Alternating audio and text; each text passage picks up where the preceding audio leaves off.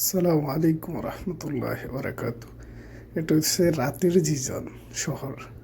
Saudi আরবের যে কয়টা শহর আছে তার মধ্যে মোটামুটি মাসাল্লাহ অনেক সুন্দর শহর হচ্ছে জিজান শহর।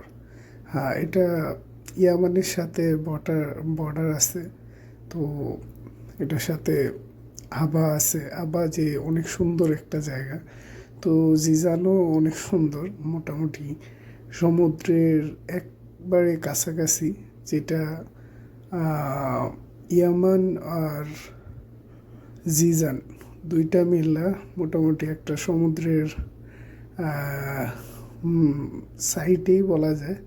তো সৌদি আরবের মধ্যে মোটামুটি একটা সুন্দর জায়গা বা সুন্দর এলাকা বা সুন্দর পরিবেশ জিজান শহর। আলহামদুলিল্লাহ, মোটামুটি আমি নিজে আছি যে 4 বছর কাছাকাছি, মোটামুটি 4 বছরই। তো জিজানের মতো সুন্দর অন্য এলাকায় তো গেছি, হ্যাঁ আরও সুন্দর আছে, কিন্তু জিজান যেই এরিয়া এটাও আলহামদুলিল্লাহ অনেক সুন্দর। আর রাত্রের দৃশ্যগুলো তো আরও সুন্দর লাগে। রাত্রেবেলা একটু ঘোরাঘুরি করা বা রাত্রিবেলা একটু যাওয়া, রাস্তা দিয়ে চলা, গাড়ি নিয়ে একটু ঘোরাঘুরি করা, তো অনেক আলাদা একটা শান্তি লাগে। আর মোটামুটি গাছপালাও অনেক জিজানের মধ্যে। এটা একটা মোটামুটি পার্কের মতোই, অনেক সুন্দর এই পার্কটা। আমি অনেক সময় পাইলে, আমার আগে অফিস ছিল এখানে, অফিসের কাছেই যায় সময় কাটাইতাম।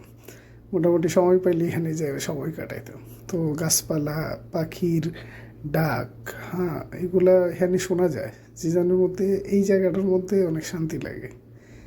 অনেক সময় যে এসে সময় কাটাইতাম এখানে।